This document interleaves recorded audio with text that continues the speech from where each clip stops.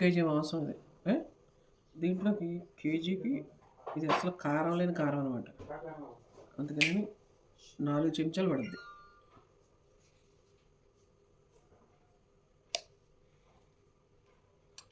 ఉప్పు,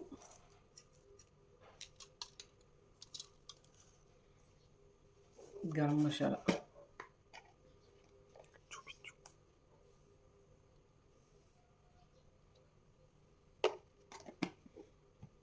అల్లం వెల్లుల్లి పేస్ట్ ఫుల్గా 1 చెంచా,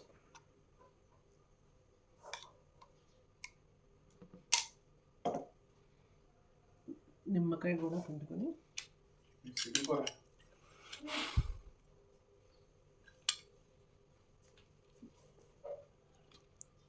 ఒక చెక్క నిమ్మకాయ పిండేసుకొని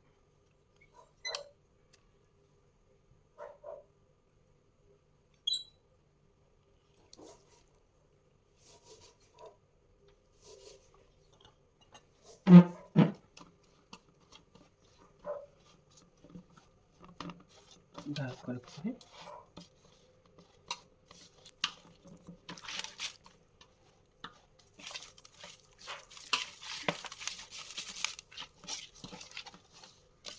ఇంకా పెరుగు గట్ట కలిపి వేసుకుంటారు కొంతమంది, కానీ పెరుగు కలుపుకుంటే టేస్ట్ వేరుగా ఉంటుంది.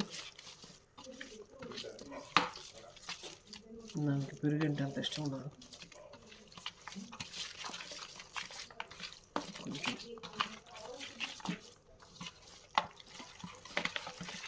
ఇలా కలిపితే బాగా పడుతుంది. దీన్ని ఒక 24 గంటల పాటు ఫ్రిడ్జ్లో పెట్టుకుని తర్వాత వండుకుంటే బాగుంటుంది. కాబట్టి ఇది ముందు రోజు కలిపి ఫ్రిడ్జ్లో పెడుతున్నాను. ఇది నాటుకోడి.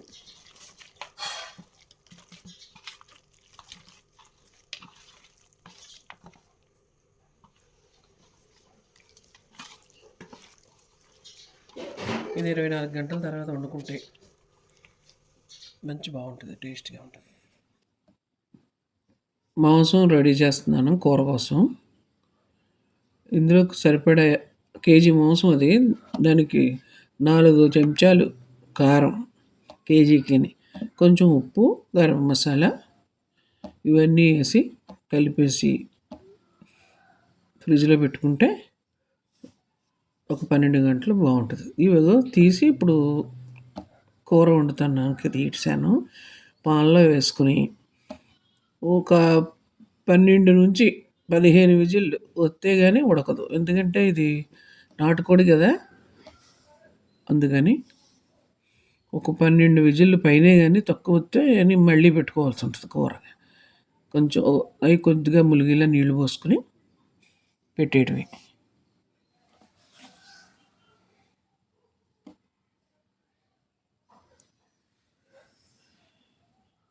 విజిల్ వేసేసి అంతే, నీళ్ళు పోసేసాక విజిల్ పెట్టుకోవాలి.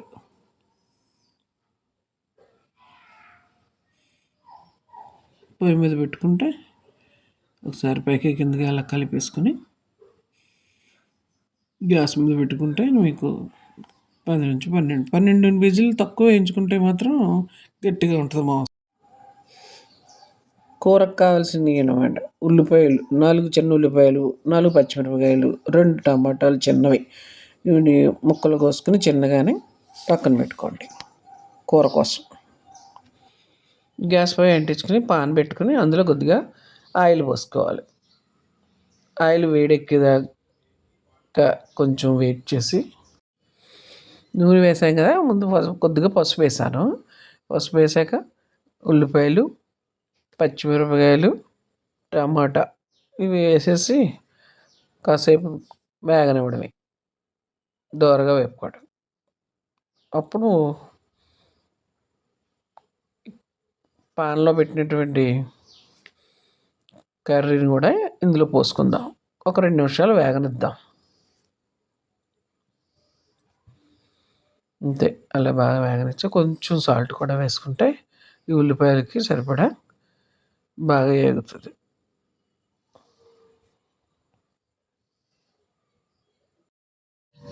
బాగా వేగింది. ఇప్పుడు ఇందాక పాన్లో పెట్టుకున్నటువంటి కర్రీని అంటే కూరని ముక్కల్ని అన్ని వాటర్తో కలిపి మొత్తం అంతా కూడా ఈ ఉల్లిపాయలు మసాలాలో పోసేసుకుంటమే. బాగా పైకి కిందకి బాగా కలుపుకుంటే వేసేసి కలిపి ఒక్క 5 నుంచి 10 నిమిషాలు ఉడికితే ఆ వాటర్ మగ్గిపోయే వరకు ఎగిరిపోయే వరకు ఉడికించుకోవాలి. ఆ తర్వాత దింపేసుకుంటే కోడికూర చాలా బాగుంటుంది. ఉంటే కొంచెం కొత్తిమీర కరివేపాకు రెబ్బల్లా వేసేసుకుంటే స్మెల్ బాగుంటుంది.